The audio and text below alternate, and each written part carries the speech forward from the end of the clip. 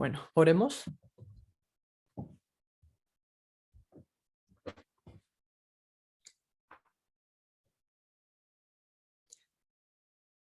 Querido Señor, que estás en los cielos, te damos gracias por este sábado que podemos seguir compartiendo con los miembros de Colombia. Te damos gracias por todas tus bendiciones, por este último fin de semana que hemos tenido este campal. Hemos podido seguir entendiendo muchas cosas. Te pedimos, Señor, que seas con nosotros en este estudio em, que vamos a tener, que podamos ir continuando a ver todos los elementos, reglas, principios en la metodología por las palabras. Te pedimos que tomes el control de estos instrumentos y que se pueda salir correctamente todo lo que queremos decir. Te lo pedimos todo esto en el nombre de Jesucristo. Amén. Amén. Amén. Bueno, entonces vamos a seguir con la metodología por parábolas. Antes de continuar, quería hacer una pequeña aclaración. Hace poco se pusieron en contacto con nosotros y querían hacer una pequeña aclaración. Yo sé que hay personas dentro del movimiento que a estas alturas a veces tienen la costumbre quizás a distorsionar las palabras de los ancianos parmenides, y sé que es un mal hábito que debemos quitarnos. Debemos asegurarnos también que qué es lo que los ancianos o quizás algún presentador esté dando.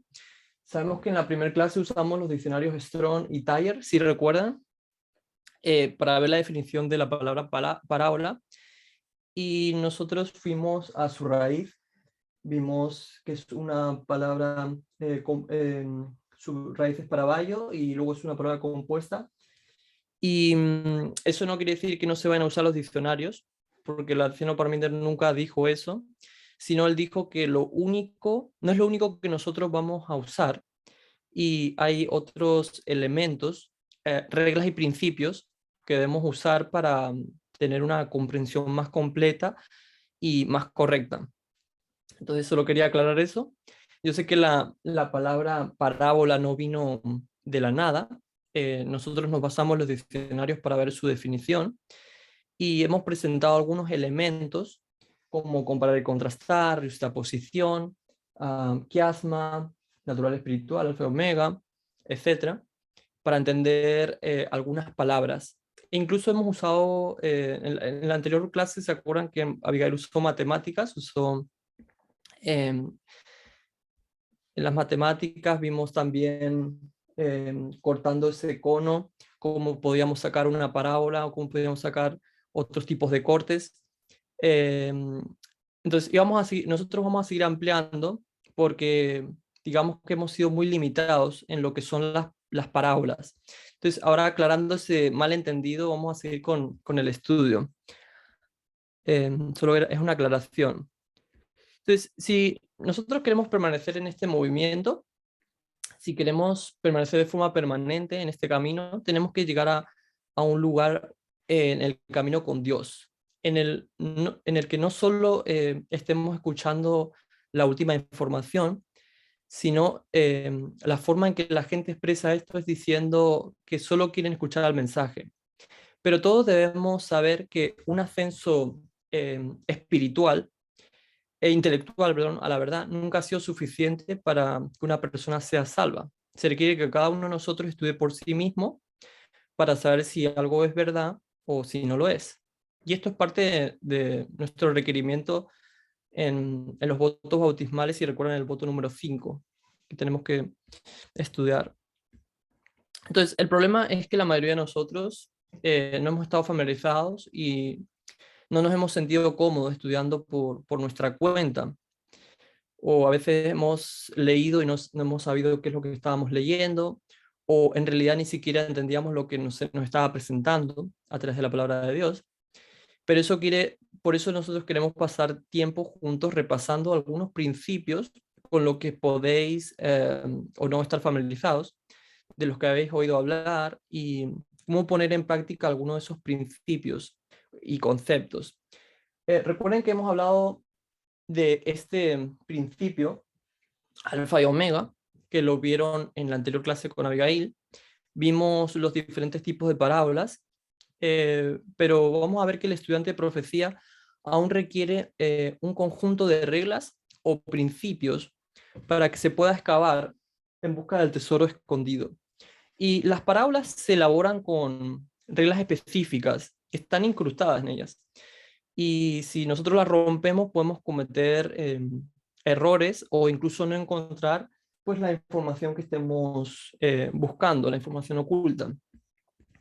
Entonces, uno de esos principios, nosotros sabemos que la palabra parábola desciende del griego, que es parábole, y significa una comparación, ¿sí? Que a su vez viene de paraballo, que significa lanzar al lado algo, ¿no? Entonces, nosotros en este principio vamos a colocar dos elementos, ¿sí? Este va a ser uno de los principios, colocar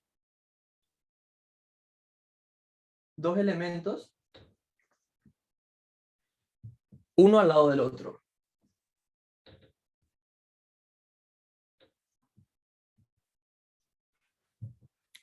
Así que una parábola es lanzar dos ideas, dos conceptos, dos objetos, y uno al lado del otro para compararlos, señalando tanto las diferencias como las similitudes. Por ejemplo, si señaláramos un barco, y si yo te preguntara si es grande o pequeño, ustedes solo podrían responder si lo comparamos con el tamaño de otro barco. Entonces, si ponemos un yate al lado de un bote de remos, el yate es grande, pero al lado, el yate al lado de un portaaviones se va a volver más pequeño, ¿sí? El yate se va a ver más pequeño. Así que la primera y más importante regla es que la parábola tiene que presentar un elemento junto a otro para que se realice una comparación. Entonces, esta regla está escrita en la misma definición de la misma palabra parábola y se aplica a todo tipo de parábola. Si se tratara de una parábola pictórica, necesitaríamos dos elementos en la imagen. Por ejemplo, eh, recuerdan Daniel 2, una montaña y una estatua. Y si fuera textual, si nosotros hiciéramos algo textual, estaríamos investigando un patrón de repetición y ampliación. La primera parte de la frase se colocaría junto a la segunda parte para compararlas e identificar pues, la información adicional de la segunda parte. Entonces, igualmente la primera parte de un quiasma se va a colocar junto a la segunda parte, donde se imagina un espejo entre ellos para identificar el equilibrio o el desequilibrio que haya entre ambos, entre los dos. Otro principio sería que nosotros hiciéramos un trabajo desde la superficie, un trabajo base desde la superficie. Entonces voy a poner, haz primero tu trabajo de base en la superficie. ¿Sí? Voy a poner hacer primero, y ahora lo voy a explicar qué es, un trabajo base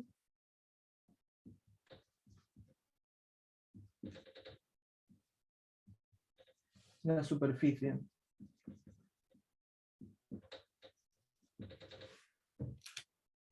Y antes de explicar la metodología por parábolas, a cualquier pasaje de las escrituras o el espíritu de profecía, primero deberíamos hacer una exagesis o hermenéutica, ¿sí? Que es el arte de interpretar, para comprender el significado de todas las palabras, de su tiempo, etc. Entonces, quizás necesitemos comprender si una palabra en el idioma original tenía un artículo definido o no, o quizás un género.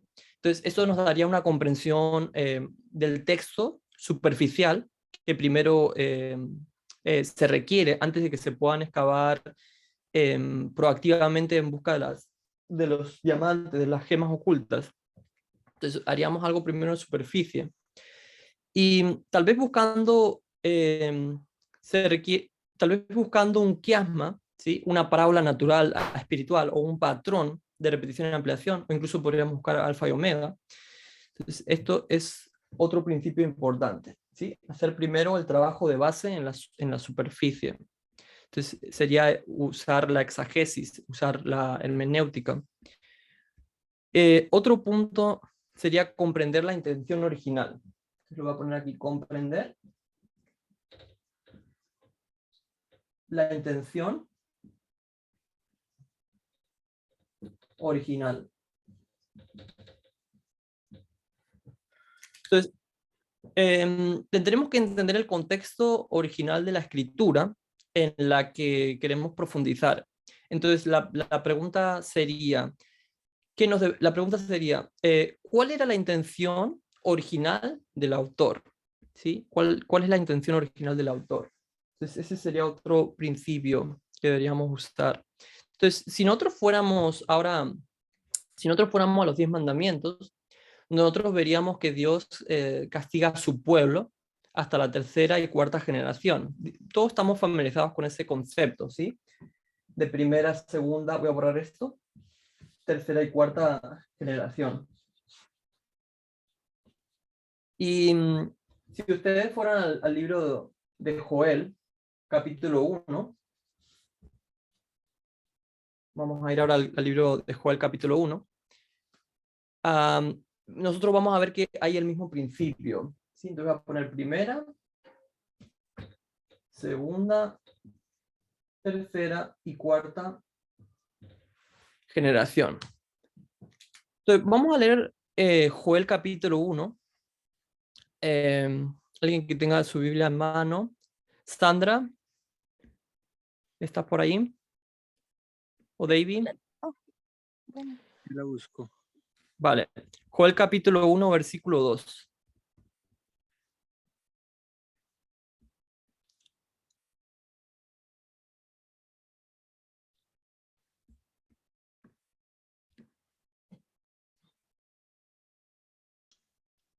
¿Listo? Gracias, David. Escuchad esto, ancianos, y prestad atención, todos los habitantes de la tierra. ¿Ha sucedido algo semejante en vuestros días o en los de vuestros padres? Gracias, David. Entonces dice, ha acontecido esto en vuestros días, en los días de vuestros padres, ¿sí? Entonces él está hablando en su tiempo, ¿sí? En ese tiempo, es en tiempo presente.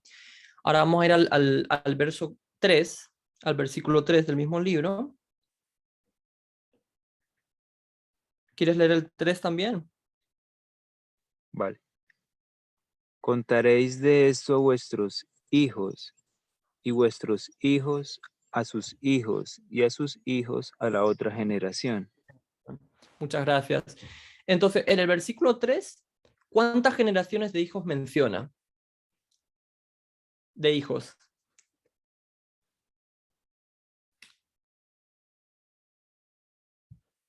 ¿Tres o cuatro? 3. 4. Vale. ¿Quién dijo 4? Yo Yo escuché digo. vuestros hijos, pues, y vuestros hijos a sus hijos, y sus hijos a vuestra generación. Muy bien. Bueno, entonces no serían 4, serían 3, ¿sí? Ahora lo voy a explicar por qué. Muchas veces, sí son 4 generaciones en Joel 1.3, si es correcto, pero vamos a contar que la cuarta generación se encuentra al principio, porque dice contaréis. Contaréis es vosotros. Entonces tendríamos a vosotros, después tendríamos hijos 1, hijos 2, hijos 3. Vuestros hijos y vuestros hijos a sus hijos y sus hijos a la otra generación. Entonces en total son 4, ¿sí? Vosotros contaréis de sus hijos, vuestros hijos a sus hijos y sus hijos a la otra generación. Entonces ahora la cuarta generación se va a encontrar en este versículo 3 y al principio dice vosotros, que es el mismo vosotros del versículo 2, ¿sí? Que está aconteciendo en sus días, que es tiempo presente para ellos. Entonces hay 4 generaciones ahí en el libro de Joel. Y si fuéramos al siguiente versículo, al número 4, ¿qué veríamos en el versículo número 4?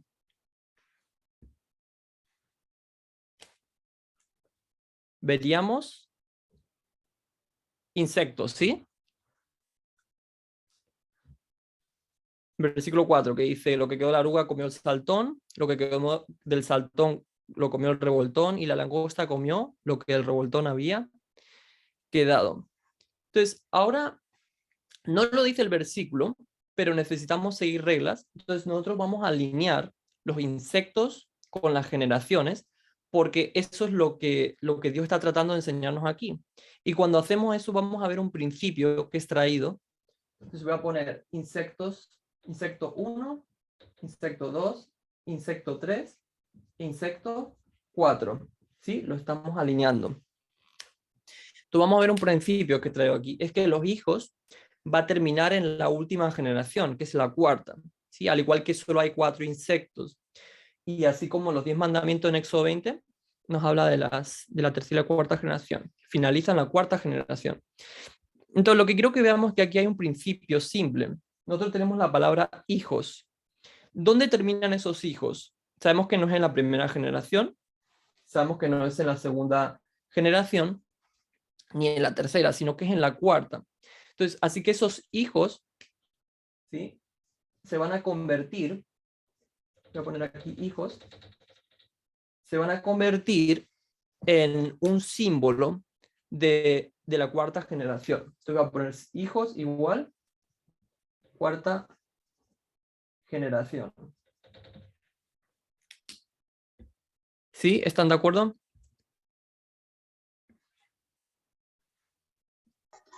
Sí, solo para aclarar, Marcel, ¿es eso que nos estás explicando de Joel tiene que ver con el tercer principio o estás hablando ya de otra cosa? Está hablando de ese mismo principio que habíamos dicho, ¿sí? Que lo habíamos titulado, lo habíamos titulado, Comprender la comprender interpretación original del texto, ¿sí? ya lo había borrado. Sí, Ok. entonces, estamos comprendiendo la intención original del texto y ahora vamos a ir, lo que estamos haciendo ahora es alinearlo y también vamos a ver la intención original del texto. Vamos a ver que en el Éxodo 20, podría no ser tan fácil de verlo, pero en Éxodo 20 el castigo es infringido hasta la cuarta generación.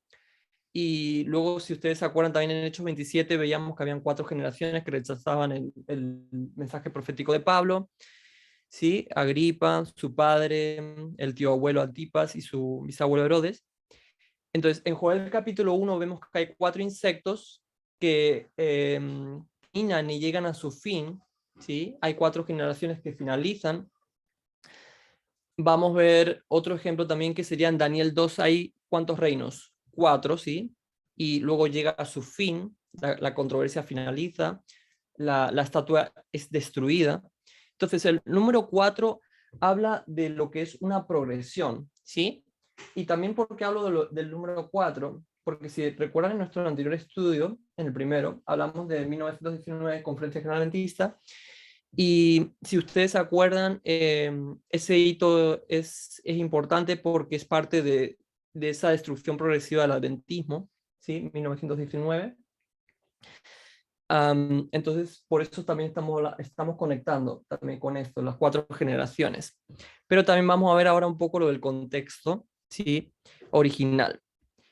También el número 4 podemos decir que habla de progresión, pero también habla de lo que es un fin, o podríamos ver incluso también las historias de Israel, ¿sí? Israel alfa y omega, ¿sí? Los dos Israeles alfa y los 2 Israeles omega, y nosotros somos la última generación del Israel omega, los 144.000, y estaríamos llegando a su fin, ¿sí? Entonces cuando hablamos del 4, recuerden que estamos hablando del fin de algo, el fin, ¿sí?, destrucción, y en esta última generación Dios estaría acabando pues con el último pecado, que llega a su fin en la tierra.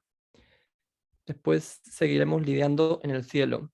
Entonces, aquí en Joel está redactando el símbolo de los hijos, ¿sí? Que es un símbolo de la cuarta generación. No estamos haciendo, ahora en este caso no estamos haciendo aplicación, porque Joel 1.4, su contexto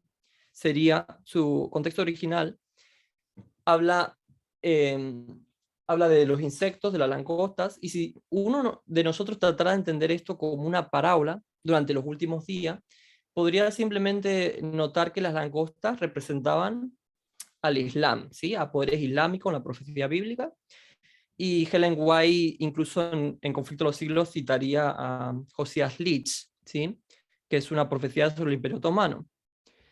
Pero, sin embargo, la intención original de Joel es describir el cautiverio del pueblo de Dios. ¿En dónde?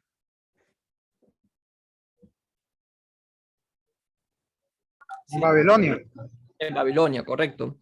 Entonces, no cualquier variedad de pueblo islámico árabe. Así que estas langostas son una representación de una potencia de Babilonia, que en el fin del mundo se describiría como la Babilonia moderna, ¿sí? Y de ahí las referencias de Joel en 1:6, que habla del león, ¿sí? Habla luego del ejército del norte en el siguiente capítulo. Así que cuando entendemos el contexto original o la intención original del autor, nosotros podemos aplicar con confianza los símbolos, pues hasta el fin del mundo. Entonces, eso sería tomar una historia natural y literal e histórica y aplicarla a un escenario de los últimos días, de los últimos tiempos, lo que exigiría que la Babilonia literal represente a la Babilonia espiritual. Entonces podríamos colocar dos historias, una natural y una espiritual, y una de la antigua Babilonia, la otra de la Babilonia moderna, y una al lado de la otra, y haríamos pues, una comparación y un contraste para seguir buscando más verdades proféticas.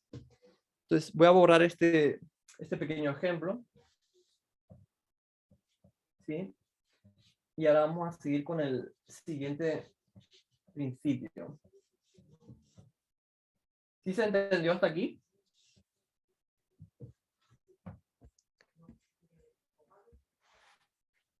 Bueno, el siguiente principio o regla sería que la parábola tiene que ser familiar. Tiene que ser de familiar y de conocimiento común y fácil de entender. Entonces voy a poner aquí la parábola. Tiene que ser familiar y fácil de entender.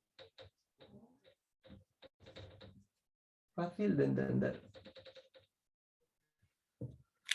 De conocimiento común y fácil de entender. Entonces, otra regla incrustada en las parábolas es que siempre se va a dar un concepto familiar y que sea bien conocido para explicar un concepto desconocido. Entonces, si nosotros no sabemos cómo es el carácter de Dios, lo vamos a comparar con el de Cristo. Si no sabemos cómo va a ser el segundo advenimiento, lo vamos a comparar con una boda. Entonces, voy a mandar una cita en chat por si alguien me quiere ayudar a leer esta cita. Es de un libro que no está en español, que es Testimonios Especiales de Educación, Special Testimonies on Education. Vale. ¿Alguien que la quiera leer? Yo le leo. Gracias, Dice, Yesenia. lo desconocido fue ilustrado por lo conocido. Jesús enseñó con ilustraciones y parábolas extraídas de la naturaleza y de los acontecimientos familiares de la vida cotidiana. Ay, espérate que se me corrió. Vale. De esta manera asoció las cosas naturales con las espirituales, vinculando las cosas de la naturaleza y la experiencia de vida de sus oyentes con las verdades sublimes y espirituales de la palabra escrita. Gracias, Yesenia. Entonces, aquí lo que podemos ver es que son acontecimientos familiares de la vida cotidiana. Entonces, una palabra tiene que ser familiar, fácil de entender. Entonces, cuando Dios quiere que entendamos cómo es la muerte, nosotros que habíamos dicho que lo comparamos con un sueño. Y las similitudes son que un día nos despertaremos de ese sueño. ¿Sí? Tenemos el ejemplo de Daniel 12, ¿sí? La resurrección de los justos. Juan 11:11 también. Entonces, mientras que las diferencias, por el contrario, son que dejamos de respirar y somos enterrados en el suelo, ¿sí? Eso otro ejemplo que podemos ver en Salmo 146. El punto es que sería inútil que Jesús comparara la muerte no con un sueño, que lo comparara con un coma, ¿sí? Ya que esa no es una condición con la que pocos de nosotros estamos familiarizados. Entonces, mientras que todos sabemos cómo es el sueño sí lo conocemos, es algo familiar para nosotros. Entonces, Jesús primero tendría que tratar de explicar lo que fue un coma a su audiencia. Así que otra regla es que la historia natural tiene que ser familiar, bien conocida y bien entendida. Por lo tanto, nunca encontrarás una parábola que utilice un escenario complicado. ¿Vale? Ese es un punto importante. Otro punto importante sería empezar con lo que ya sabemos. Empezar con lo que ya sabemos.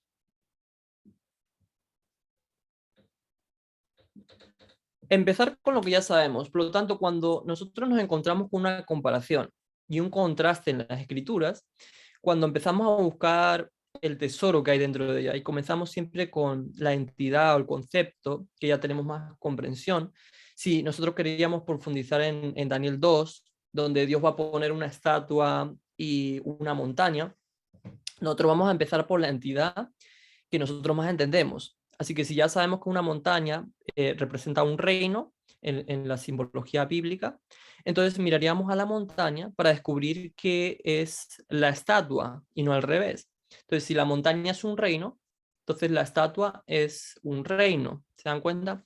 Porque se ha colocado una cosa al lado de la otra para compararlas. Entonces, no se puede colocar un yate, no se podría colocar un yate al lado de un caballo para que nosotros descubriéramos el color del caballo. ¿Sí? Entonces, podríamos contrastar los dos para ver que hay tensión entre ellos. ¿Sí? La piedra destruye la estatua, y luego ocupa su lugar en la tierra, por lo que estos reinos están en oposición, ¿sí? De alguna manera. Entonces, por ejemplo, si nosotros estuviéramos estudiando la mujer, que cabalga en Apocalipsis 17, ya sabemos más sobre la mujer que sobre la bestia. Entonces empezamos a enumerar las características de la mujer y las empezamos a comparar con la bestia, porque Dios las ha puesto la bestia junto al lado de la mujer, ¿sí?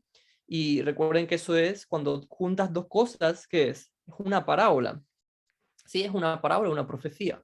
Por lo tanto, lo que Dios junta no tenemos que separarlo. Entonces, es un intento de estudiar a la bestia, independientemente de la mujer, únicamente por medio de textos de prueba.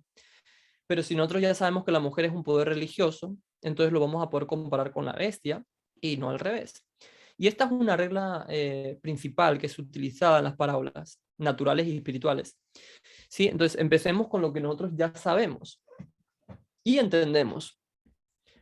Vale, voy a mandar otra cita. O si no comparto pantalla. Voy a intentar compartir pantalla. No, no me deja. La mando por chat. Me pone que está deshabilitado. Ya mira Eh, cómo te habilitó esa función. vale. Si no la envío en chat.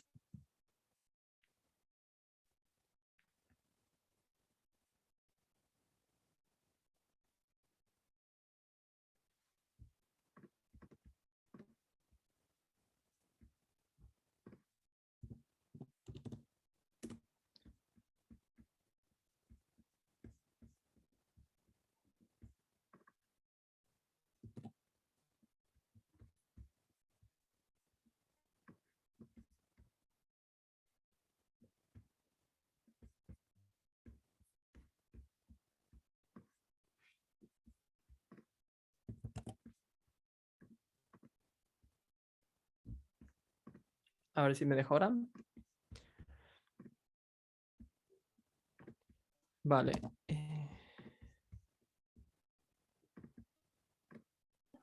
Ya, mira a ver si, creo que ya.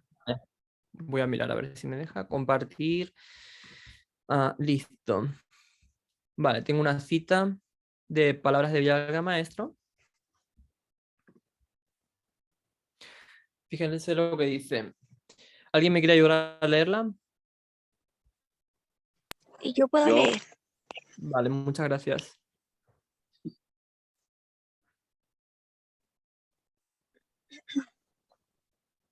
Otra vez Cristo tenía verdades para presentar que la gente no estaba preparada para aceptar, ni aún para entender.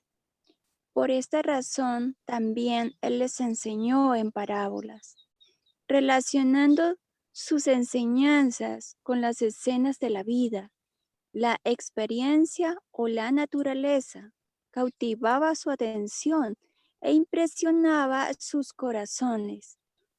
Más tarde, cuando ellos miraban los objetos que ilustraban sus lecciones, recordaban las palabras del Divino Maestro. Para las mentes abiertas al Espíritu Santo, el significado de la enseñanza del Salvador se desarrollaba más y más. Los misterios se aclaraban y aquello que había sido difícil de entender se tornaba evidente. Muchas gracias, Sandra. Entonces, aquí en esta cita, ¿sí? Podemos ver justamente lo que estamos hablando, relacionar sus enseñanzas con las escenas de la vida, la experiencia, la naturaleza. Y más tarde dice, ellos miraban los objetos que ilustraban sus lecciones. ¿Qué más podemos ver esta cita? Los misterios se aclaraban y aquello que había sido difícil de entender se tornaba evidente. Entonces, para ayudarnos a comprender los elementos de su segunda venida, Cristo, por ejemplo, iba a comparar y contrastar con una boda natural y literal. ¿Sí? Todo el mundo en su audiencia de entonces entendía lo que era una boda. Digamos que por razones obvias sería completamente ineficaz comparar su segundo avenimiento con una historia de una persona extraterrestre que llegara del espacio exterior al planeta Tierra y luego llamaría a un grupo de personas al aire para llevarlas a su planeta. Entonces el público estaría tan poco familiarizado con un acontecimiento tan fantástico que no aportaría ningún tipo de comprensión a la lección espiritual. Entonces, del mismo modo que el coma, como parábola de la muerte, es una experiencia natural y real, no es una buena parábola, ya que la mayoría de la gente no estaba familiarizada, no había experimentado un coma. Entonces, así que necesitamos una comprensión aguda. Necesitamos una comprensión aguda de cómo funciona el concepto natural o la historia. Ahora, el siguiente punto que vamos a hacer es que las parábolas tienen que ajustarse a las leyes naturales. Esto creo que ya lo habíamos hablado. Parábolas tienen que ajustarse a las leyes naturales. A las leyes naturales. Entonces, esta regla exige que la historia se ajuste al mundo natural, a la ley natural, a la vida humana, ¿sí? Los sentimientos, la sociedad, los ejemplos pueden ser el amor, el odio, los celos, el nacimiento, la muerte. Sabemos que la respuesta natural a la muerte de un ser querido, cuando se muere alguien muy llegado a nosotros, es el dolor, ¿sí? Por lo que la historia debe ajustarse a ello y no se puede interpretar una parábola sobre la muerte de un ser querido como un acontecimiento feliz. Entonces, digamos que esto contraería las leyes de la naturaleza de la vida humana y de la sociedad. Otras parábolas podrían utilizar historias sobre el matrimonio, el divorcio, la economía, los préstamos, los endeudamientos, la pesca, la caza, la agricultura, ¿sí? Entonces sabemos que un matrimonio es una ocasión feliz. Sabemos que si la gente es defraudada en su dinero, puede enfadarse. Entonces, de la vida natural sabemos que pueden sentirse traicionados. Por lo tanto, cualquier interpretación de una parábola tiene que atenerse a estas leyes naturales. Entonces, la lección espiritual se representa figurativamente, es una historia normal y natural. También puede ser, dijimos, una historia ficticia, ¿sí? Recuerden, eso era parte de la definición de parábola. Como una historia ficticia como la del hombre rico y Lázaro, o puede ser una historia real como la del buen samaritano. Pero tiene que ajustarse a las leyes naturales de la vida y la naturaleza. Entonces, desde el punto de vista de la vida natural y social, una prostituta vanamente adornada da a entender que es exteriormente atractiva, Apocalipsis 17. Pero esto sería el polo opuesto a una bestia con 7 cabezas y 10 cuernos, proféticamente. Lo opuesto a un poder religioso, ¿sí? Que es, digamos que es un poder estatal opuesto. Entonces, mientras la mujer y la bestia son opuestas en sus identidades, digamos que están confabuladas, ya que la mujer, ¿qué es lo que está haciendo con la bestia? Está montada, correcto. Entonces, de la vida natural, nosotros qué sabemos cuando una persona cabalga un caballo o una bestia a los lomos, ¿qué es lo que está haciendo la persona en la vida natural? La domina, la guía, tiene autoridad sobre ella. Correcto, César. Entonces, lo está dominando, lo dirige, ¿sí? Lo controla, lo guía. Entonces, la forma en que lo hace es dirigiendo la cabeza de la bestia, ¿sí? Entonces, cuando nosotros tratamos de interpretar Apocalipsis 17 como una parábola, tenemos que tener en cuenta todas estas leyes, ¿sí? Naturales. Ahora, el siguiente punto. Debemos asegurarnos que la parábola resulte familiar y conocida. Entonces, si nosotros conocemos la secuencia de los eventos en un matrimonio o una ceremonia oriental, literal, en tiempos bíblicos, o el papel de las vírgenes, entonces nosotros vamos a tener que estudiar primero esto, antes de que podamos poder entender la lección espiritual que está derivada de ello. Entonces, si leemos sobre una boda antigua o oriental, o una perspectiva, vamos a decir, moderna, occidental de nuestro tiempo, vamos a cometer errores al tratar de aplicarlo. ¿Se dan cuenta? Entonces, si hemos nacido y creído, perdón, si hemos nacido y crecido en una gran ciudad occidental, para nosotros el trigo solo viene de la tienda, ¿sí? Es posible que no tengamos idea de cuáles son las reglas naturales del ciclo agrícola oriental. Entonces, para poder aplicar el modelo agrícola, que ustedes ya conocen, arado, siembra, lluvia temprana, tardía y cosecha, al fin del mundo, tenemos que primero comprender el modelo natural correcto. Entonces, hay que saber, ¿sí? Que en el invierno es frío y por eso no se puede sembrar, que si no hay lluvia durante la cosecha, entonces entendemos que no hay un nuevo mensaje o un evento profético.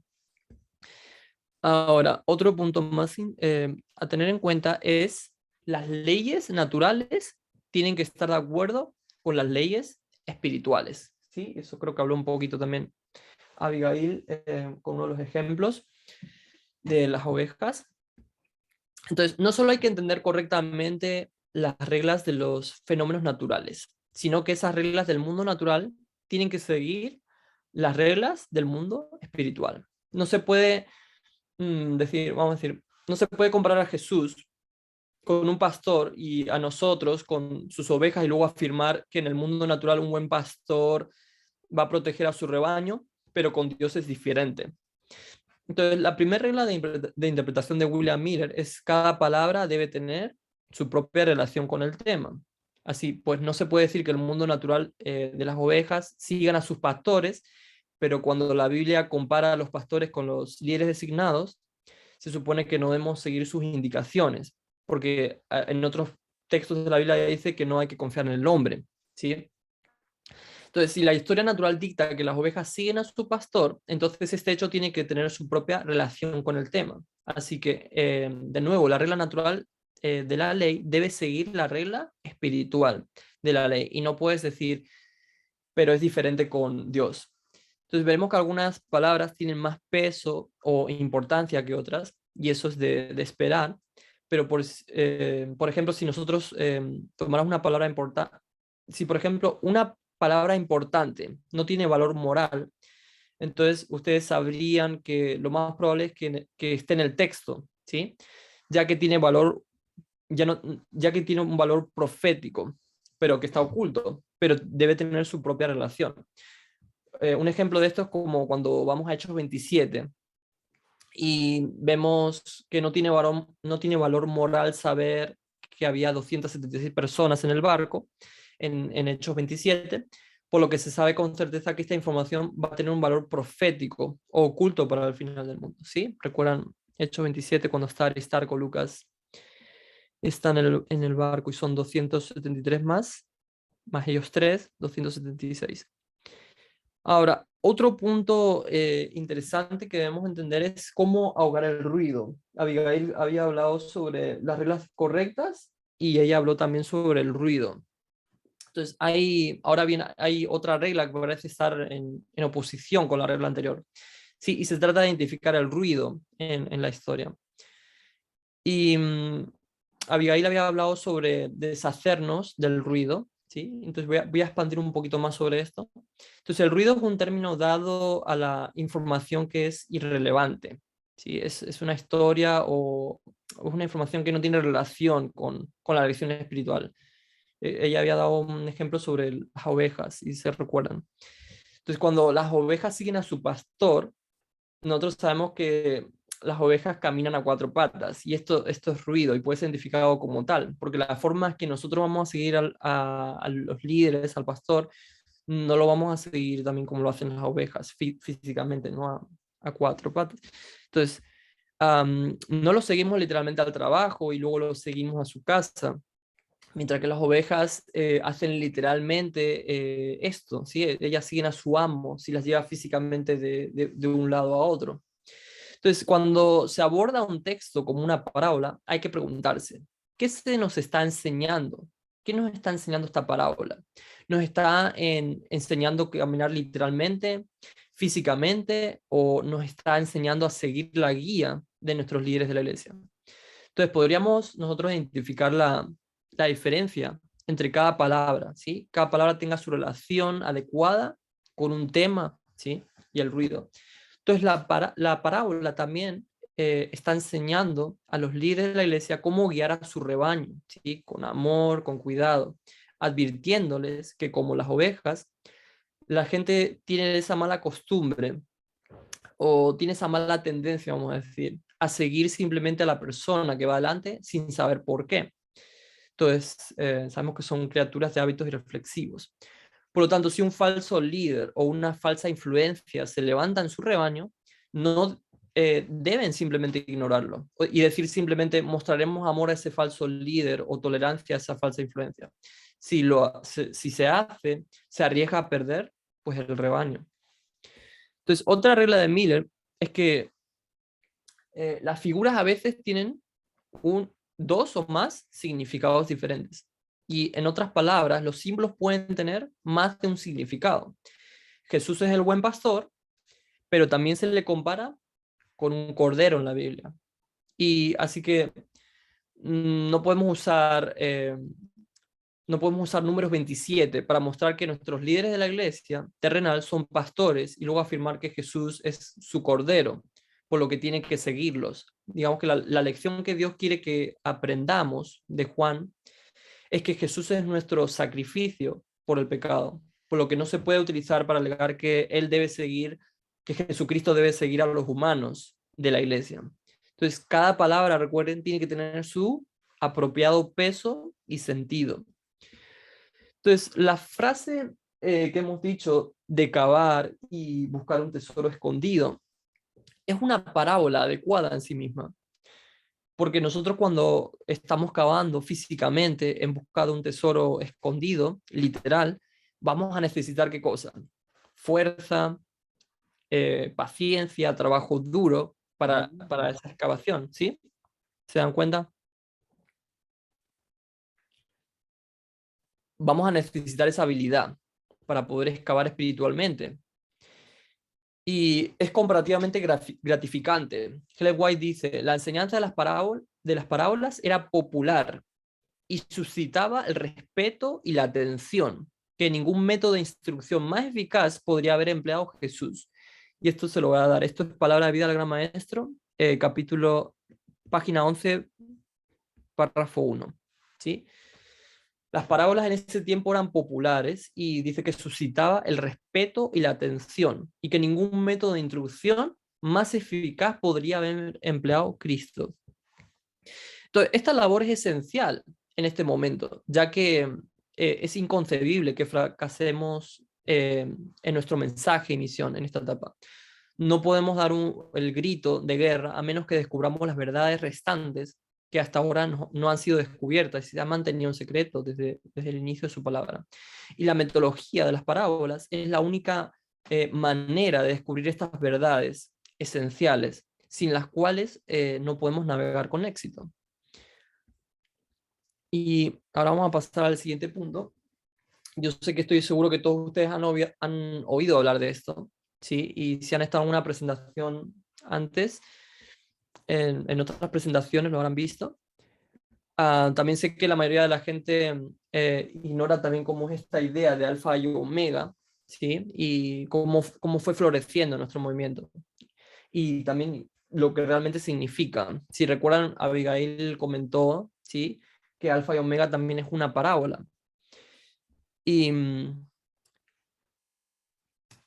y sé que a la gente le cuesta entender que las matemáticas que hay detrás de ello, pero puede que se distraigan o se cierren en su pensamiento, pero no puedes, vamos a decir, no, simplemente vamos a tomar la frase alfa y omega y vamos a pensar en el libro Apocalipsis, que es una definición que Dios va a mostrarnos el fin desde el principio.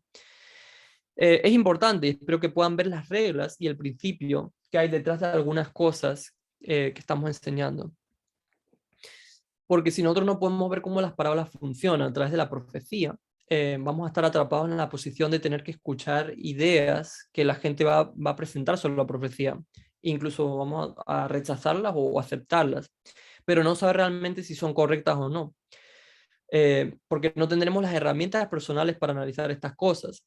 Entonces, durante demasiado tiempo, muchos de nosotros hemos estado haciendo eso y se les ha dado un ejemplo de cómo hay que entender las parábolas a nivel profético y el objetivo de encontrar la información que no hemos entendido.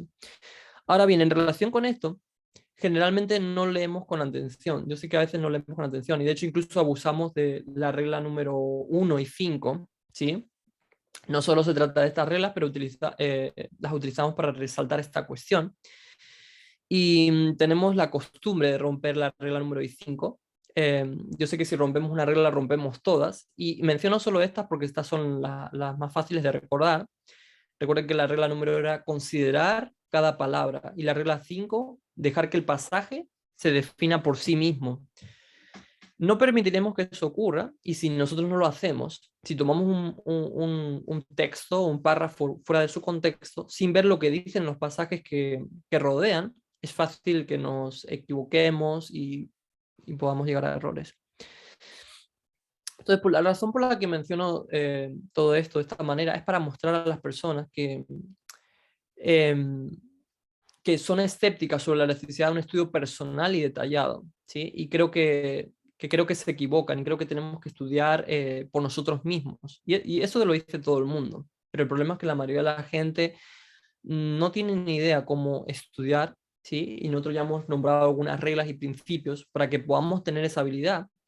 Y no es que no tengamos la habilidad, es que no tenemos la mentalidad. Y ni siquiera pensamos que no estamos estudiando con atención. Entonces, nosotros hemos visto la palabra parábola en el Nuevo Testamento, sí, lo hemos visto en el griego, sí, y hay una regla que se ha usado muy a menudo, que es la regla de la primer mención, sí. Entonces, ¿qué significa la regla de la primer mención? ¿Alguien sabe más o menos? ¿Lo recuerdan? Bueno, antes de eso, ¿puedo hacer una pregunta? Sí, César. Por lo menos, a ver, en 2020 en la Escuela de Portugal, ¿recuerdas que Parminder mencionaba la parábola de Mateo 16, verso 9, algo así, cuando Pedro le dijo a Jesús, tú eres el Cristo, y Jesús Ujú. le dice, bien, y entonces ahora yo te digo que tú eres Pedro. Entonces, bueno, el caso es de que, mira, fue bien complicado seguirle la lógica a Parminder, pero Ujú. básicamente lo que está diciendo es que eso está ilustrando la obra de Dios en Daniel 2 de separar esta piedra y esta piedra solamente se separa, es así como se separa una piedra en el mundo natural, ya que es como en una cantería, o sea, con instrumentos, con herramientas y es con una mano, tiene que ser una mano la que la separe. Entonces, o sea, en ese caso, recuerdo que él también mencionaba que él lo hizo en un tiempo real, o sea, que él vio a unas personas haciendo esa obra Y yo no sé cómo es que él llega a esa conclusión, pero es que él vio a unas personas de esa ciudad que fue construida a base de esa gran piedra, que él vio a unas personas sacando o retirando piedras de una montaña. Entonces, fíjate, o sea, la pregunta es la siguiente. Otra de las Sí. propiedades de la parábola es que Ujú. también tiene que ser en tiempo real, Tiempo porque, a real. ver, eso, porque, o sea, me viene a la mente porque tiene que ser, es como nosotros, cuando identificamos los eventos externos, ocurren en tiempo real, y uno los identifica la parábola allí, cómo se cumple. Entonces, nada, era esa como la pregunta. Vale, gracias, César. Sí, aquí hemos visto varios principios y varias reglas, ¿sí? La palabra tiene que ser, ajustarse a las leyes naturales. También estaría bien aplicar, ¿no? Que sea en tiempo real y ver, como has dicho tú, eso que Parminder comenta en la escuela de Brasil, ¿no? De que se está tallando esa roca, De ¿sí? De que, Portugal.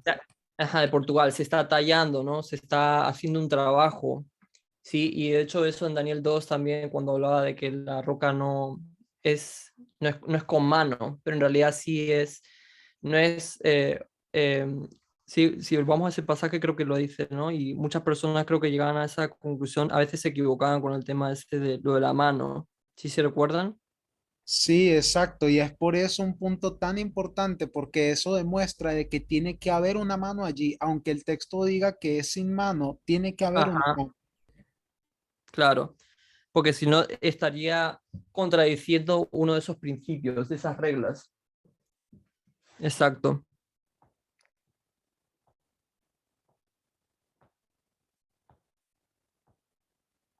Vale. Ahora justo lo estaba buscando y no lo he encontrado, pero sí habla de la mano. Y es por eso que sí se ha llegado a algunas interpretaciones incorrectas y es justo por uno de esos principios. Am, vale, pero ya vamos a ir a eso. Ahora, entonces, cuando nosotros vamos ahora volviendo al tema, cuando nosotros vamos a la regla de la primera mención, ¿sí? No sé si usan ustedes el eWord o MySword, si recuerdan que hemos hablado de eso. Cuando nosotros vamos al teléfono y nosotros escribiéramos parábola, podríamos ver cuál es su primer uso. Entonces llegaríamos a ver parábola en el Antiguo Testamento, podríamos ver que está en el libro de Números. Podríamos ver que la palabra parábola aparece 39 veces en la Biblia, si nosotros lo buscáramos en español. Si lo escribiéramos en hebreo y en griego, lo sumáramos, lo podríamos encontrar 89 veces en la Biblia. Entonces, la primera mención de esta palabra se encuentra en Números. Por lo tanto, vamos a trabajar con el hebreo. La primera mención está en Números capítulo 23, versículo 7. ¿Sí? Vamos a ir todos y todas a Números 23, versículo 7, porque vamos a ver este texto porque es su primer mención. Dice, y él tomó su parábola y dijo, Darán me trajo a Balac, rey de Moab, de los montes del oriente, ven y maldíceme a Jacob, y ven y execra a Israel. Sí, yo sé que todos saben de qué trata este capítulo. Sí, es un capítulo famoso, es la historia de Balaam. Sí, Balaam solía ser un verdadero profeta, pero luego cae en la apostasía, se convierte en falso profeta y la historia comienza en el capítulo anterior, en el capítulo número 22, pero no vamos a leer el capítulo 22. Israel ha llegado a su fin al final de sus 40 años de peregrinación en el desierto, se dirigen a la tierra prometida y en su camino van a tener que pasar por la tierra de Moab. Y están en la frontera de Moab y los moabitas van a tener miedo a Israel. No han hecho nada los moabitas y no tienen intención de hacerlo. De hecho, ellos piden permiso para pasar por esa tierra. Y la razón que le dan es para no hacerles ningún daño. Es que son parientes y se han ocupado de los amorreos. Entonces los moabitas no creen que los israelitas les vayan a hacer daño, que no les hagan daño. Entonces acuden a Balán y le piden que les eche una maldición sobre Israel. ¿Sí? Entonces creo que todos conocemos el contexto de Números. Entonces, vamos a leer un poquito para ver el contexto. Alguien que lea Números, versículo 1 del capítulo 23. Y Dice, luego, Sí, gracias. ¿Hasta dónde? Lee el 1 y después vamos a leer el 4. Ok. Dice, y Balaam dijo a Balac, edifícame aquí 7 altares y prepárame aquí 7 becerros y 7 carneros. Y vino Dios al encuentro de Balaam y éste le dijo, 7 altares he ordenado y en cada altar he ofrecido un becerro y un carnero. Gracias, César. Entonces aquí justo vemos, antes de esto vemos que el rey Balak le pide a Balaam que maldiga a Israel y él le hace algunos sacrificios y van a ir a un lugar alto donde pueden ver todo Israel y ahora lo que sucede es que Balaam va a tratar de traer una maldición sobre el pueblo de Dios. Y el versículo 4 tiene una conversación, Dios con Balaam, ¿sí? Y Balaam habla con Dios mientras Dios viene a hablar con Balaam y en el versículo 5 después vamos a ver que Balaam habla con Dios, ha hablado Dios sus propias palabras, ahora Dios va a poner sus palabras en su boca. Así que no solo puedes ver contextualmente que Balaam está hablando en el versículo 4, sino podemos ver la relación entre el versículo 4 y 5, que Balaam está hablando primero, y él habla sus propias palabras, y luego en el versículo 5 va a hablar las palabras de Dios. Versículo 5 dice, Jehová puso palabra en boca de Balaam y le dijo, vuelve a Balac y dile así. Y en el versículo 6 vuelve y ¿qué le dice? Volvió a él y le dijo, he aquí estaba él junto a su holocausto, él y todos los príncipes de Moab. Y el versículo 7, ahí comienza. Y él tomó su parábola y dijo, de Harán me trajo Balac, rey de Moab, y de los montes del oriente. Ven, maldíceme a Jacob, y ven y etcétera a Israel. Entonces el versículo 7 es una historia de lo que Balac le dice a Balaam, ¿sí? Y si nosotros leemos hasta el versículo 17, veremos que esta es la parábola de Balaam sobre Israel. Entonces tenemos Números 23:7, ¿sí? Lo voy a colocar aquí, es la primera mención, ¿sí? De la palabra parábola. Recuerden que estamos en el Antiguo Testamento, y en el Antiguo Testamento, ¿qué tenemos? Hebreo. ¿Vale? Entonces tenemos la primera mención. Voy a poner Números 23:7. Esta es su primera mención. Y si bajáramos hasta el versículo 18, ¿sí? Porque los últimos versículos hasta el 18, la conversación que hay entre Balac y Balaam es que las cosas no van bien, así que él va a hacer otro intento, así que lo que van a hacer es prepararlo de nuevo. Entonces, versículo 18, vamos a volver a ver que aparece la palabra parábola, y dice, tomó su parábola y dijo, Balac, levántate hoy, escuche mis palabras, hijo de Zippor. Entonces aquí vemos que esta es la segunda vez que se habla, ¿sí? Y se retoma su parábola a medida que vamos leyendo. En el versículo 19 va a explicar la parábola. Entonces, voy a leer el 19.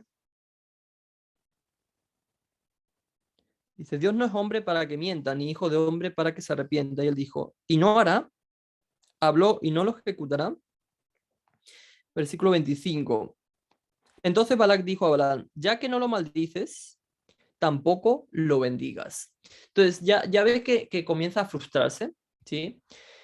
Y Balaam dice que solo puedo hablar lo que Dios me dice. Y Balac lo intenta de nuevo en el versículo 27. Y dijo Balac a Balaam, te ruego que vengas y te llevaré a otro lugar.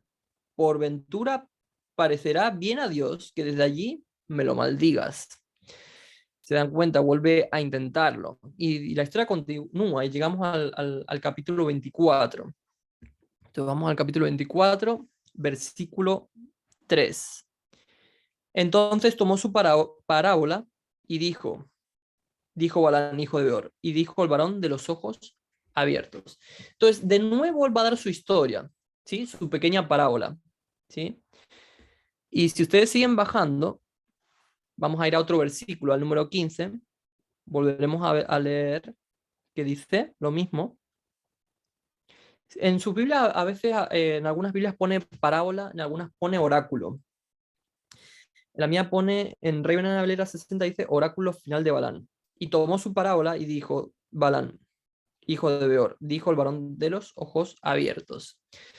Entonces aquí tenemos la primera mención. Entonces tenemos el versículo 7 del capítulo 23, luego tenemos la segunda vez que se vuelve a decir, que es en el capítulo 23 también, versículo 8, luego tenemos el 24, versículo 3, y luego tenemos el 24, 15. Y luego también hay un versículo famoso que todos conocemos, ¿sí? Que es el versículo número 17, ¿sí? Que es el texto famoso de la estrella y el cetro. Entonces, esta es aquí tenemos cuatro veces que aparece la palabra parábola, ¿sí? Y no sé si ustedes tienen esos pequeños encabezados en la Biblia, ¿sí? En algunas Biblias, como dije, los llama oráculo, ¿sí? En otros los va a llamar parábola. Entonces, tiene 4 parábolas o 4 oráculos, ¿sí? Y el versículo 15 es el último. Entonces, el número 4 que dijimos que era, ¿recuerdan? Progresión. Correcto, Eliana. Entonces, sabemos que el número 4 es progresión. Sí, también es una progresión y también dijimos que era una destrucción progresiva y total. ¿Sí? Entonces, es una progresión y también es una destrucción. Entonces, vamos a decir en este caso que este número 4 representa una destrucción progresiva y total. Entonces, ahora Balak quiere que Balán haga esa declaración, ¿sí? Quiere que maldiga ¿a quién? Quiere que maldiga a Israel, ¿sí? Entonces, el propósito de estas parábolas es destruir a Israel. ¿Y quién encarga el trabajo? Tenemos en el texto, ¿sí? Es Balak, ¿sí? El moabita. Entonces, aquí voy a colocar Israel, y voy a poner así, igual Moab, y lo que quiere Balak es que ¿qué es lo que dice que se maldiga, ¿no? Entonces quiere que se maldiga a Israel. Se supone que estos deben ser destruidos o maldecidos. Israel lo es, pero ¿qué hizo Balán en su lugar? ¿Sí? En estas 4 declaraciones lo bendice, ¿sí? Entonces, Moab, ¿qué buscaba para su nación? Quería ser bendecido, ¿sí? Quería ser bendecido. ¿Y cómo quería ser bendecido? Al ser destruidos sus enemigos. Entonces, Israel, que Balak dice, maldíceme a Israel, ¿sí? Pero en realidad acaban siendo bendecidos. ¿Se dan cuenta? Entonces, Moab quiere que estos sean su bendición, ¿sí? ¿Qué termina siendo? Termina siendo su destrucción. ¿Se dan cuenta? Entonces, así que aquí que lo podemos ver, que estos son opuestos, ¿sí? Tenemos una juxtaposición. Y al comparar y contrastar estas dos naciones, ustedes pueden ver cómo se juxtaponen. Pero hay más que podemos obtener de esto, ¿sí? Entonces, en este último oráculo que hemos leído en el versículo 15, lo hemos leído. ¿Cuál es el pasaje famoso? Hemos dicho que es el 17, sí, que habla del cetro y de la estrella. Entonces, en este quiasmo vamos a tener maldición y bendición. Balak quiere que Israel sea maldecido, acaba siendo bendecido. Y Moab, que quiere que sea bendecido, acaba siendo lo contrario, ¿no? Maldecido. ¿Vale? Ahora vamos a ir al texto. ¿Alguien que me pueda leer Números 24, 17?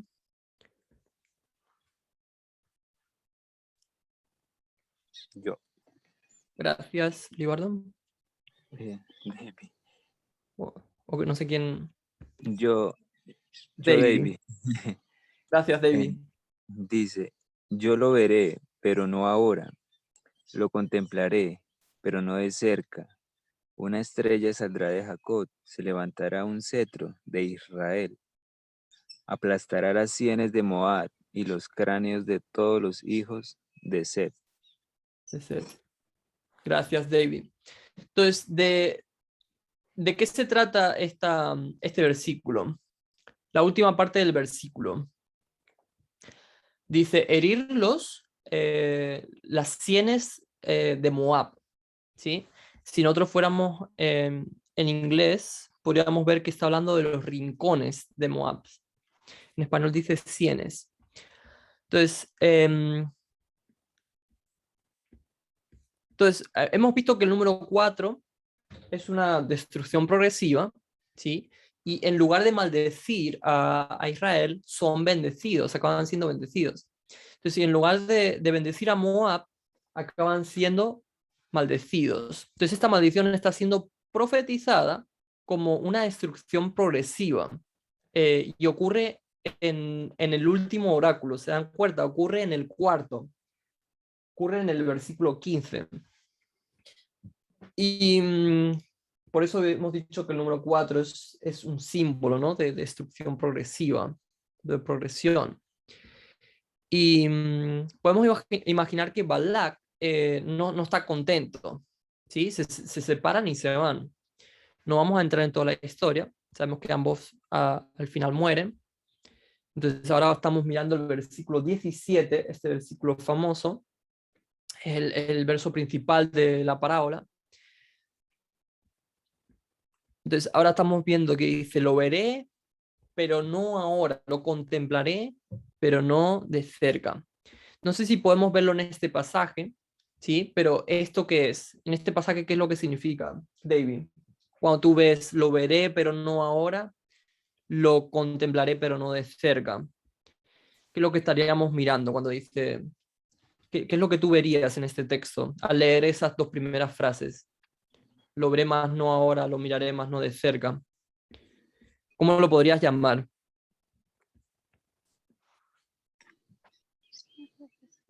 No sé que es una profecía así, hacia futuro.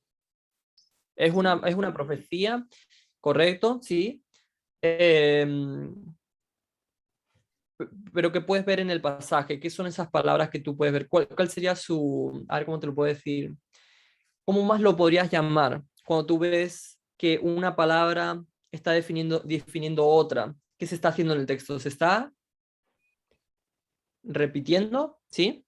Es una ampliación. Se está repitiendo y ampliando, ¿sí?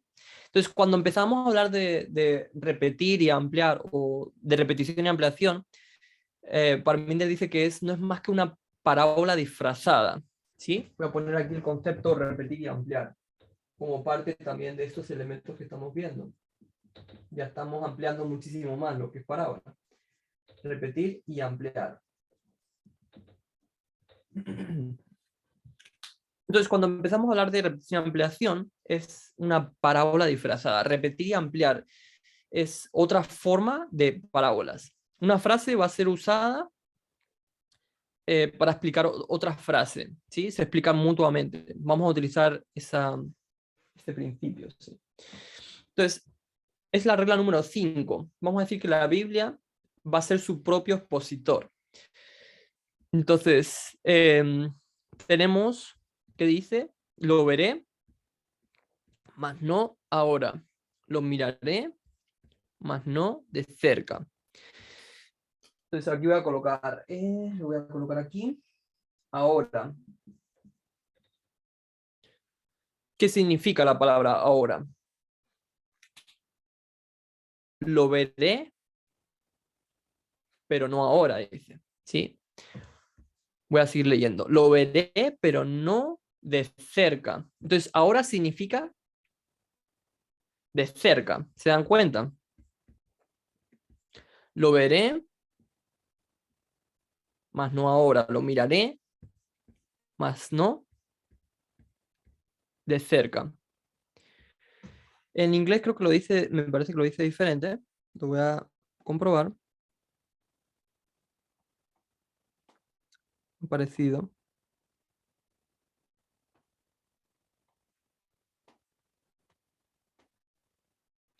Sí, lo dice más parecido. Entonces, ¿qué significa la palabra veré? Es miraré, ¿sí? Así que podemos ver cómo funcionan la repetición y la ampliación, ¿sí? Entonces vamos a decir que la primera mención de la palabra parábola, ¿sí? Ya hemos visto que son todas estas 4 menciones, ¿sí?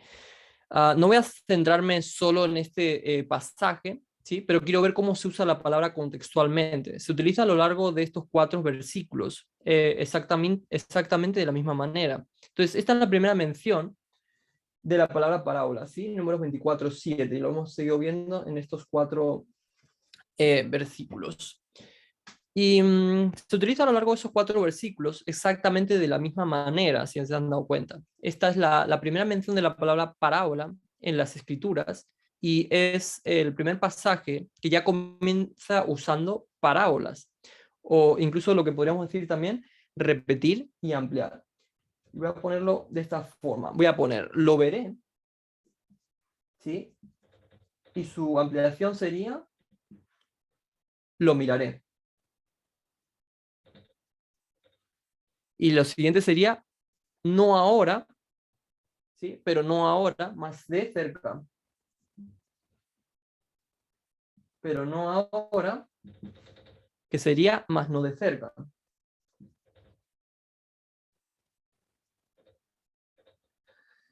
Entonces, vendrá una estrella de Jacob, ¿sí?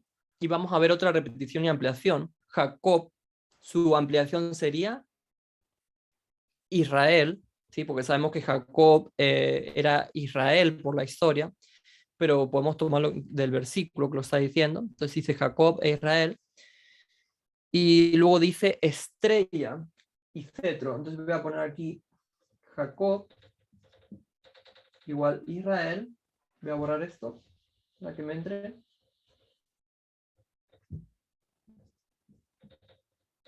Y tendríamos estrella igual cetro. Entonces tenemos varias repeticiones y ampliaciones, ¿sí? De lo que es en este pasaje, de lo que es parábola. Golpeará los rincones de Moab, ¿sí? O las sienes, como dice en español. Entonces luego tenemos Moab, y Moab, su ampliación sería Set, ¿sí? Los hijos de Set. Y luego incluiríamos los hijos, bueno, luego incluiríamos los rincones a todos. Entonces podemos ver que hay una tercera repetición y ampliación, ¿sí? El primer versículo de estos 4 oráculos tiene 3 parábolas construidas, o lo que nosotros normalmente llamaríamos repetición y ampliación. Entonces veré a esta persona, pero no lo voy a ver ahora, no lo veré todavía, ¿sí? Luego vendrá una estrella, que es como un cetro, ¿sí?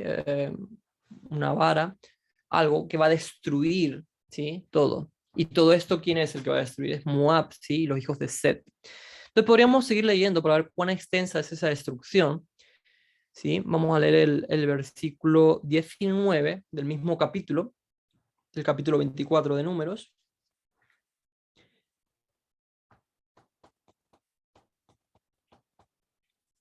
¿Alguien que lo quiera leer? Dice, uno de Jacob dominará y destruirá a los sobrevivientes de la ciudad. Gracias, David. Entonces podemos ver, sí, que es una continuación, sí, del versículo que acabamos de leer, el anterior, el 17, sí. Ahora bien, si yo dijera, en el futuro una ciudad va a ser destruida, ¿sí? ¿Cómo llamaríamos a eso? ¿Cómo lo llamaríamos? Estoy diciendo, en el futuro tal ciudad va a ser destruida. ¿Cómo lo llamarías tú, David? Una Eso es profecía. una profecía, ¿sí? Entonces, es una predicción. Entonces digo, en el futuro pronto va a haber una ley dominical, va a afectar a cada uno de nosotros. Estoy haciendo una predicción sobre el futuro, es una profecía. Entonces, ahora esta estrella o este cetro, ¿sí? del versículo, esta persona que destruye y tiene dominio, ¿sí? Está aquí hoy. No. El versículo 16 dice, ahora no, ¿sí? No es ahora. ¿Cuándo será? Es en el futuro. Entonces, ¿cómo sabe Balaam lo que va a suceder en el futuro? Está haciendo una predicción. Una predicción es una profecía, ¿sí? Entonces, en el versículo 15 que leímos antes, dice que toma su parábola, ¿sí? Es una parábola lo que está diciendo. ¿O qué es lo que él está diciendo? Vamos a ver que es una profecía, ¿sí? Ni siquiera lo hemos discutido sobre quién es la profecía, pero Balaam está prediciendo, ¿sí? Y usando este quiasmo que hemos hecho, esperemos que podamos ver que es un quiasmo, porque hay este equilibrio, ¿sí? La destrucción no de Israel, sino de Moab, ¿sí? Esto es un pequeño quiasmo, luego lo voy a poner en forma de balancín para que lo podamos ver mejor. Entonces, ¿cuándo va a ser destruido Moab? ¿Ahora mismo? No ahora, dice, no cerca, sino es en el futuro, es en el futuro que va a ser destruido. Entonces, Balán está haciendo una predicción, ¿sí? Esto es una profecía. Entonces, mi pregunta es, cuando empezamos a pensar en las parábolas y vemos la primera mención, ¿sí? Estamos usando la regla de la primera mención, y lo vemos en las escrituras, la palabra parábolas, ¿cuál sería la definición de parábolas? No sería comparar y contrastar, no sería justaposición, no sería, se dan cuenta, alfa y omega. ¿Cuál sería la definición? Profecía, Sería profecía.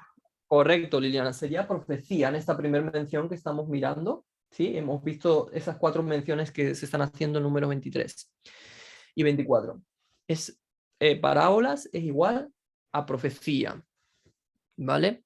Entonces lo voy a colocar también aquí, porque ya hemos colocado varios elementos y tenemos que parábola, aparte de ser todo lo que hemos visto, es igual a profecía. Ya hemos ampliado bastante todo lo que es. Entonces, así que la definición principal, ¿sí?, de parábolas, utilizando la regla de la primera mención, es que las parábolas son profecías, ¿sí? Y en el primer estudio vimos que tenemos que familiarizarnos con las parábolas no solo a nivel moral, sino a nivel profético, ¿sí? Y eso lo hemos visto.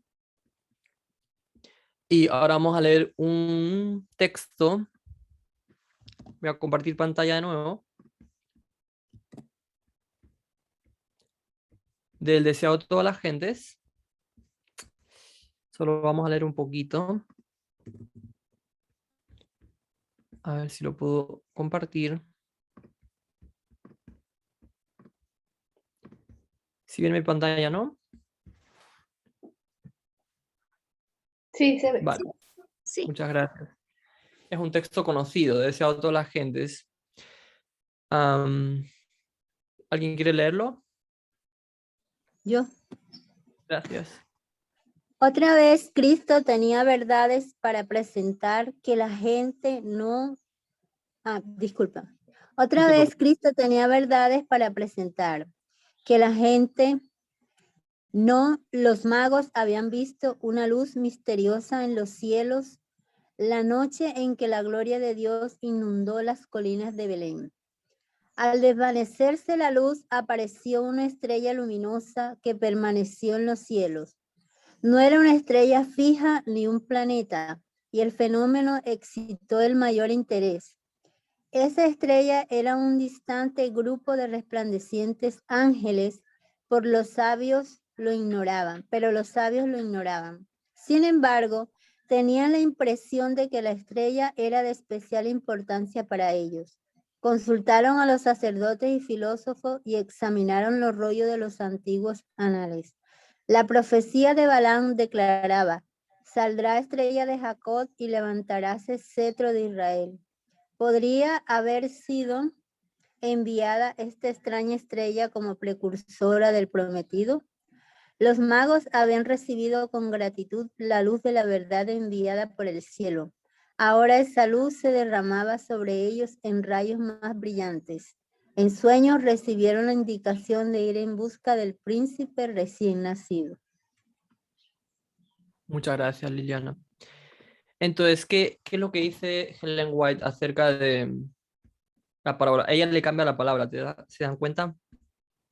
Dice la profecía, como hemos visto. Dice la profecía de Balán. Entonces, habla de la profecía de Balán, no dice su parábola. Entonces, ¿qué versículo se está citando? Se está citando lo que hemos leído antes también, números 24 y 17, y podemos ver cómo Ellen White está usando ese pasaje para mostrarte que el primer uso de la palabra parábolas ha sido definido como profecía. ¿Sí? Entonces lo hemos mostrado a través de las escrituras y vamos a decir que es fácil de verlo así. También hemos visto esta cita del Espíritu de Profecía para verlo también. Entonces, las parábolas son historias proféticas, ¿sí?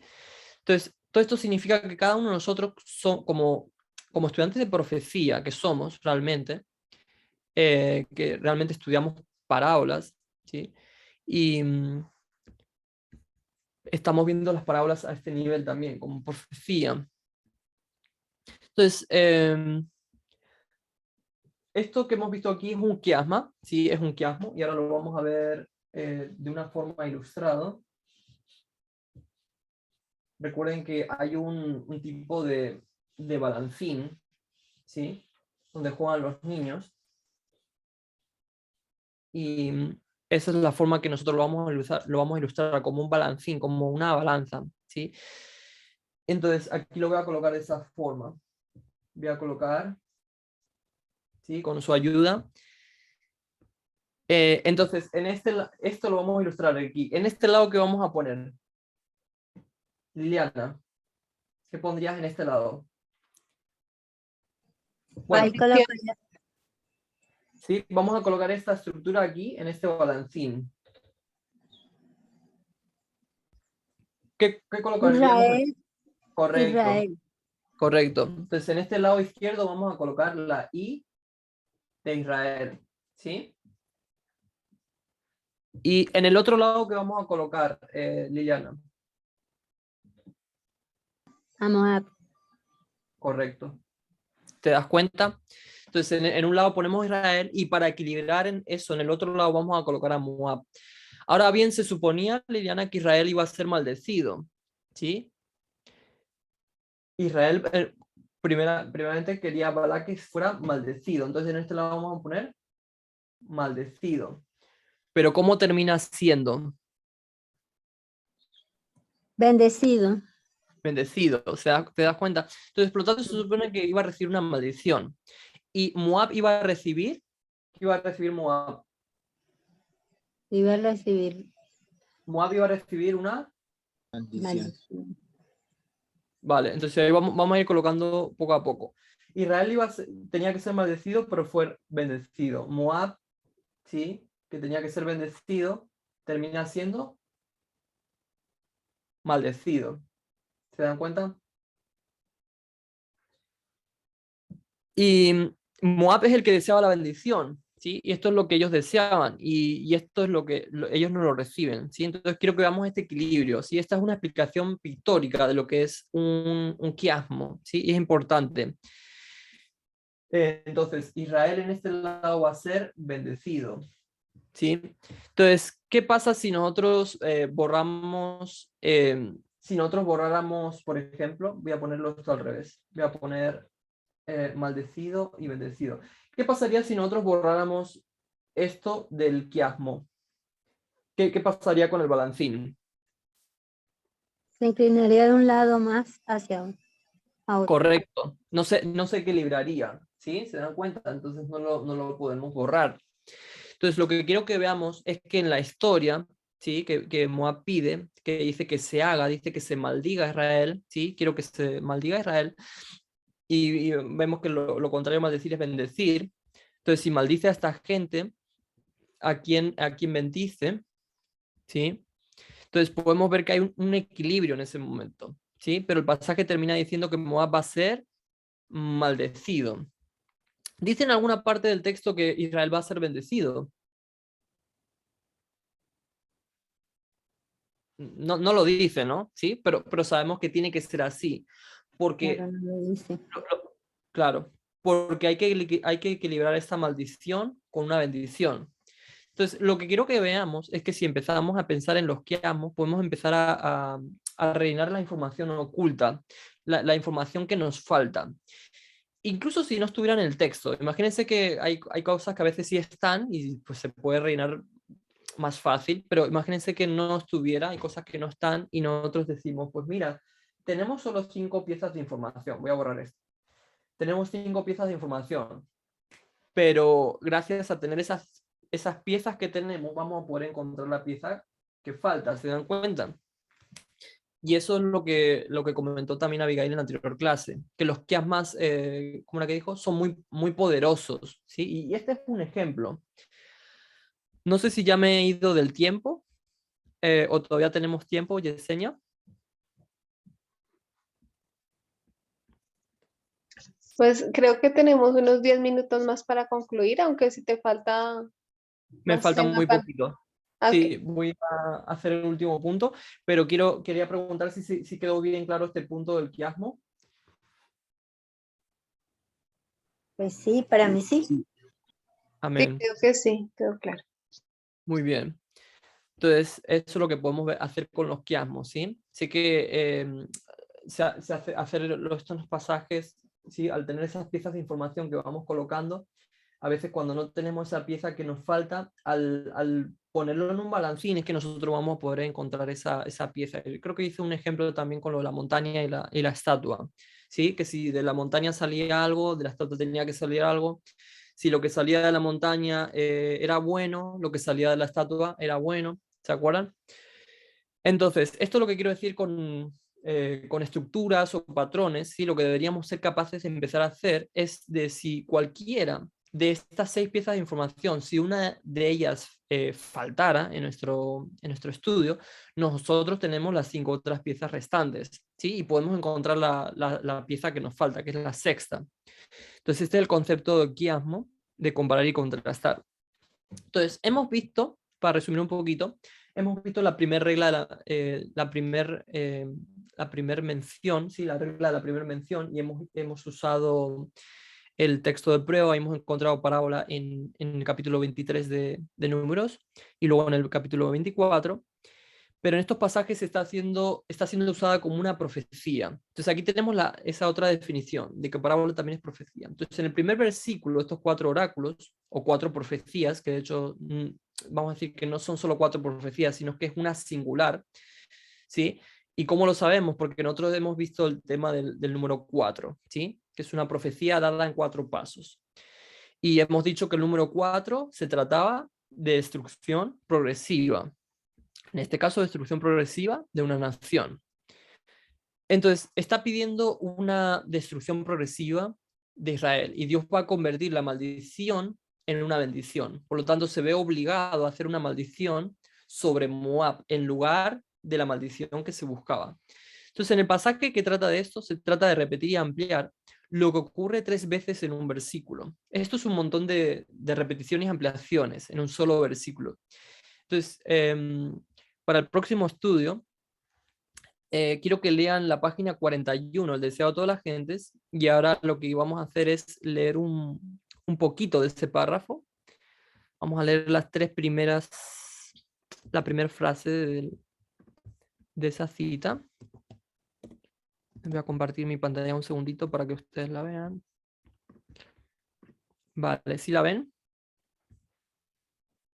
Y ya Sí. finalizamos con el punto.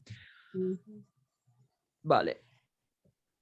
Los ¿Alguien? magos habían visto una luz misteriosa en los cielos, la noche en que la gloria de Dios inundó las colinas de Belén. Gracias, Liliana. Entonces, habla de los magos, ¿sí? O los reyes magos, ¿sí? Los sabios. Todos sabemos quiénes son, ¿sí? Los reyes magos.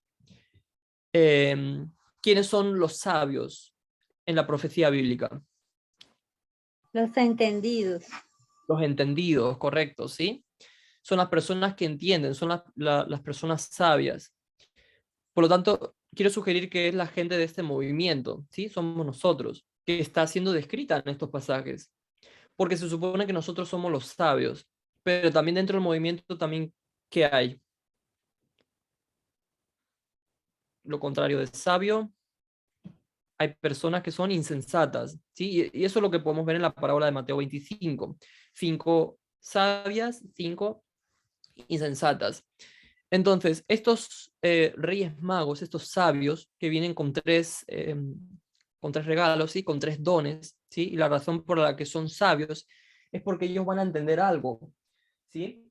Y ellos están entendiendo en Números capítulo 24, ¿sí?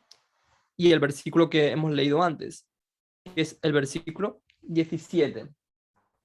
Ellos están entendiendo esa profecía.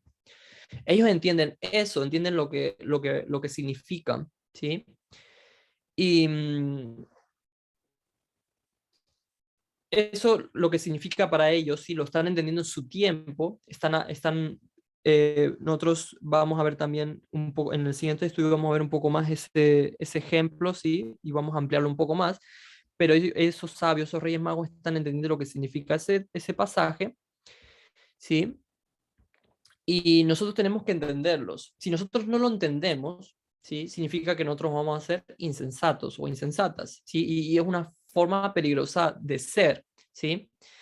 Es el mensaje profético lo que nosotros tenemos que entender, ¿sí? Entonces quiero que veamos cómo las parábolas y su primera mención en las escrituras se relaciona con el entendimiento que las vírgenes sabias van a tener en el fin del mundo. Entonces, si nosotros queremos ser parte de este movimiento y ser exitosos en este movimiento, significa que vamos a tener que ser sabios. Entonces necesitamos entender las parábolas y mirarlas con profundidad de lo que son las parábolas. Y vamos a ver que son invasivas las parábolas, ¿sí? Que son invasivas, que están en todas partes, y eso vamos a ir viendo en los siguientes estudios. Espero que hasta aquí haya quedado claro. No sé si hay alguna duda o pasamos a la oración y comentamos mejor. También muy Sí. bueno el estudio. Ahora entendemos mucho más. Comentando. Vale, ¿alguien quiere orar para Gracias. comentar y comentamos? Yo quiero orar. Vale, gracias Liliana. Oremos. Bondadoso Señor que estás en los cielos, muy agradecidos estamos con usted en esta hora por concedernos este hermoso privilegio, traernos este hermoso regalo a través de su siervo Marcel y de su sierva Abigail, para ayudarnos a nosotros a comprender y a ser sabios, Señor, para la vida eterna. Gracias porque era un pedido, un gemido que había en el corazón, no solamente mío, sino me identifico con el de todo el movimiento de acá, de Colombia. Gracias, Señor, por haber respondido esa oración.